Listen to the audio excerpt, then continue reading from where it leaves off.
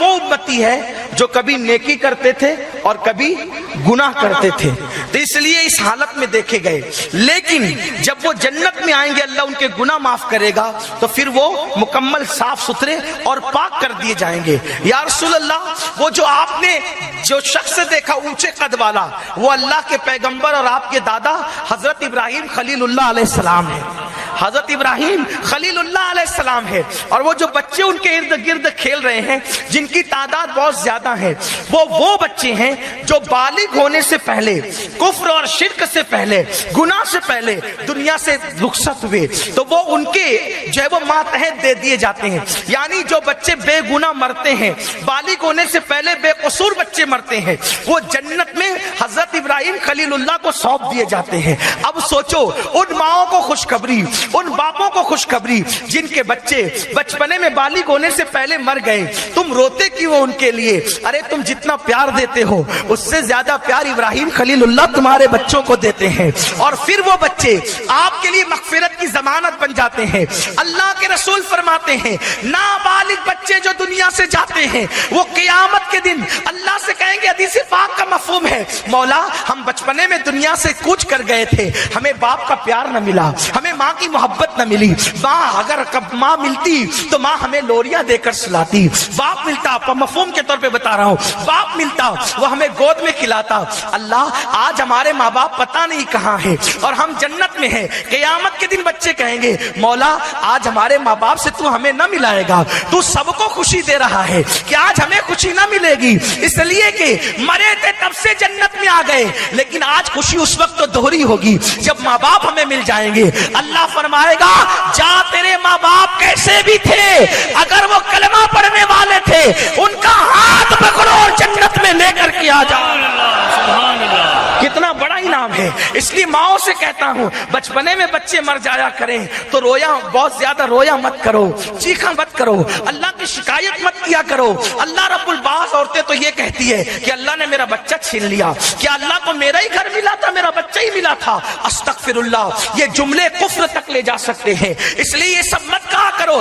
ارے تیری گودی سے چھین کر تیرے بچے کو ابراہیم کی گود عطا کی علیہ السلام، کیا یہ کم ہے؟ تیرا گھر لے کر، تیرے گھر سے نکال کر جنت کے گھر میں تیرے بچے کو داخل کیا، اور انعام کتنا ہے کہ تیرے اعمال کیسے بھی ہیں، اگر تو نے صبر کیا ہے تو تیرا یہ بچہ ہاتھ پکڑ کر تجھے جنت میں لائے گا۔ اب یہاں رک کر ایک بات کہتا ہوں، آج کل مولوی تقریر کرتے ہوئے کہتا ہے قیامت میں کوئی کسی کے کام نہیں آئے گا، نبی اپنی بیٹی کو بھی بخشوا نہیں سکیں گے۔ ارے نادان، جب تیرا نابالغ تیرا ہاتھ پکڑ کے تجھے جنت میں لے جائے گا تو محبوب خدا کتنوں کو جنت میں۔ سبحان اللہ، نعرہ تکبیر، نعرہ رسالت، شفاعت مصطفیٰ، عظمت مصطفیٰ۔ آپ کے نابالغ پر تو نماز بھی فرض نہیں ہوئی تھی، آپ کے نابالغ پر تو روزے بھی فرض نہیں ہوئے تھے، جب آپ کے نابالغ کو مصطفیٰ جان رحمت کے صدقے یہ مقام ملا ہے تو مصطفیٰ جان رحمت جس کے صدقے میں کائنات بنی ہے، آپ ایسی بات کیوں کرتے ہو؟ اور آپ بھی کہتے ہو مولوی صاحب جھگڑے کی بات نہیں کرے، واللہ ہم جھگڑے کی بات ہی نہیں کرتے، ہم تو بس اتنا کہتے ہیں کہ جو نبی کے خلاف سوچ رہا ہے اس سے دور ہو جاؤ۔ ہم مرنے کی بات ہی نہیں کرتے، مارنے کی بات ہی نہیں کرتے، ان سے دور ہو جاؤ۔ اس کی وجہ یہ ہے کہ زہر سے دودھ کا دور ہونا ضروری ہے، ورنہ وہ پینے کے قابل نہیں رہے گا۔ زہر کا دودھ سے دور ہونا ضروری ہے، ورنہ وہ پینے کے قابل نہیں رہے گا۔ اگر زہر کے اندر اگر دودھ کے اندر ایک قطرہ زہر کا مل جائے تو اس کو پینے سے موت آ جائے گی، لیکن اگر ڈرم بھر کے زہر کے اندر، ڈرم بھر کے، اللہ اکبر، بلکہ ڈرم بھر دودھ کے اندر ایک قطرہ زہر کا ملے تو پینے کے قابل نہ رہے، لیکن ایک قطرہ زہر کے اندر ڈرم بھر دودھ مل جائے، زہر کا اثر ختم نہیں ہوگا، زہر کا اثر ختم نہیں ہوگا، دودھ بھی زہریلا ہو جائے گا۔ تو ہم آپ سے اسی لیے کہتے ہیں گستاخ کی صحبت میں مت بیٹھو، نبی کے خلاف جو باتیں کرتے ہیں ان کے ساتھ مت بیٹھو، ورنہ کیا ہوگا؟ آپ اس گستاخ کو عاشق نہ بنا سکیں گے.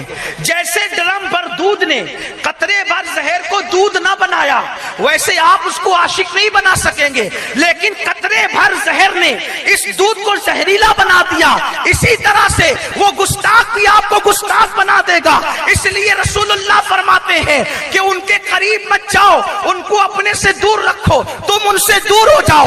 لا یضلونکم ولا یفتنونکم ایاکہم وایاہم. وہ تمہیں کہیں فتنے میں مبتلا نہ کر دے، وہ تمہیں کہیں اپنے جیسا نہ بنا لے. حضور نے یہ نہیں کہا کہ تم ان کے ساتھ بیٹھو گے تو انہیں اپنے جیسا بنا لو گے، بلکہ فرمایا ان کے ساتھ بیٹھو گے تو وہ تمہیں اپنے جیسا بنا لیں گے، وہ جیسے وہ تمہیں اپنی طرح کر دیں گے. اس لیے یاد رکھنا، ایسوں کی صحبت میں بیٹھو گے تو بڑا نقصان ہوگا. حضور مفتی اعظم ہمارے دادا مرشد کہتے ہیں دشمن جاں سے کہیں بدتر ہے دشمن دین کا. دشمن جاں سے کہیں بدتر ہے دشمن دین کا. ان کے منکر سے کبھی ان کا گدا ملتا نہیں، ان کے منکر سے. اس لیے اپنی ایمان کی حفاظت کرنا ہے. بے ادب سے دور رہو، گستاخ سے. میں یہ نہیں کہتا کس سے دور رہو، بس میں کہتا ہوں گستاخ سے دور رہو. اب گستاخ نے اپنا نام کوئی بھی رکھ لیا ہو، گستاخ نے اپنا نام، ہمیں نام سے کوئی معاملہ نہیں ہے، ہمیں تو نبی کی تعظیم اور گستاخی کے معاملات کو دیکھنا ہے. جو گستاخی کرے، اور امام اہل سنت نے یہی کہا کہ کتنا ہی تمہارا عزیز و نبی کا بے ادب ہو جائے، اس کو ایسے نکال کے پھینک دو جیسے دودھ سے مکھی نکال کے پھینک دو. اور یہ تو پیدا ہوا نابالغ بچہ تھا جو ماں باپ کو لے جائے گا. حضور فرماتے ہیں جس مسلمان کے گھر کا کچا بچہ پیٹ سے گر جاتا ہے، کچا بچہ پیٹ سے گر جاتا ہے، حضور فرماتے ہیں قیامت کے دن وہ آئے گا اللہ سے. سرکار کی حدیث ہے وہ اللہ سے جھگڑا کرے گا. حدیث پاک یہ ہے، حدیث پاک کے الفاظ یہ ہیں وہ اللہ سے جھگڑا کرے گا. جھگڑا کسے کہتے ہیں؟ ایک جھگڑا وہ ہے جو آپ اپنا جھگڑا سمجھتے ہیں، وہ نہیں. جو جھگڑا محبوب اور محب کے درمیان ہوتا ہے، ملانے کے لیے نہیں کہہ رہا ہوں، صرف سمجھانے کے لیے کہہ رہا ہوں. آپ کی بیوی آپ کی محبوب ہے، ٹھیک ہے، آپ اس کے محبوب ہے کہ نہیں؟ اگر ہو تو بول دو نا، ڈرتے کیوں ہو؟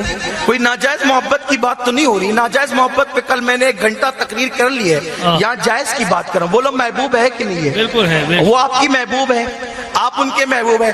آپ کہیں میں 3 دن کے لیے سفر پہ جا رہا ہوں، بیگم سے کہتے کہ نہیں جانا، 3 دن نہیں جانا. آپ نے کہا جانا، کہا نہیں جانا. وہ جا رہی ہے، میں کہ 1 مہینے کے لیے، کہا 1 مہینے نہیں، 1 ہفتے میں واپس آؤ.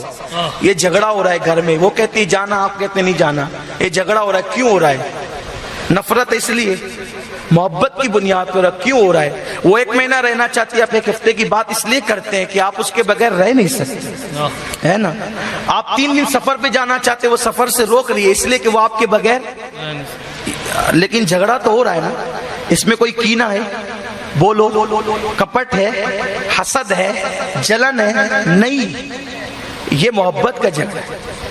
اور یہ جھگڑوں کی بڑی شان ہوتی ہے، اس سے محبت بڑھتی ہے، اس سے الفت بڑھتی ہے، اظہار محبت ہوتا ہے. بیچارے وہ کیا جانے جو حسد سے لڑتے ہیں. یہ مزے تو ان کو آتے ہیں جو پیار میں لڑتے ہیں، جو محبتوں میں لڑتے ہیں. تو ہوا کیا؟ سرکار فرماتے ہیں وہ کچا بچہ جو گرا ہے اللہ سے لڑے گا، وہ جھگڑے گا. یعنی کیا کہہ رہا ہوگا؟ جھگڑنے سے مراد یہ، اللہ مراد بہتر جانے محبوب کی مراد کیا ہے. لیکن شارعین یہ فرماتے ہیں جھگڑنے سے مراد یہ ہے کہ وہ اللہ کی رحمتوں پہ مچل مچل کر اللہ سے چلا چلا کے باتیں کرے گا. اللہ سے چلا چلا کے باتیں کرے گا. کیا بات کرے گا چلا کے؟ اللہ ہم تو کچے بچے تھے تبھی گر گئے، ماں کی گود بھی نصیب نہ ہوئی، آج ہم اپنے ماں باپ سے ملنا چاہتے ہیں. اللہ اس کو اختیار دے گا، جا اپنے ماں باپ کو ڈھونڈ. حضور فرماتے ہیں حدیث پاک میں آتا ہے کہ اس کی ناف کے اندر جو نال ہے، نال، اس نال سے وہ اپنے ماں باپ کو باندھے گا اور کھینچ کر جنت میں لا رہا ہوگا. توجہ ہے آپ کی؟ توجہ ہے؟ نال باندھ کر کچا بچہ کھینچ کے لا رہا ہوگا. ارے وہ کچے بچے کی طاقت ہی کتنی ہے، لیکن اللہ نے اگر اس کو طاقت دے دی تو ماں باپ کو اپنے نال سے کھینچ کر ایسا لا رہا ہوگا. حضور کی طاقت جس کو بارے دو عالم کی پرواہ نہیں, ایسے بازو کی قوت پہ لاکھوں سلام. جب حضور علیہ السلام امتیوں کو کھینچیں گے تو کتنوں کو کھینچ کے لا رہے ہیں. لیکن کوئی ان کا بن کر تو دیکھے. میرے امام کہتے کیا ہی ذوق افزا, شفاعت ہے تمہاری واہ واہ, قرض لیتی ہے گناہ پرہیزگاری واہ.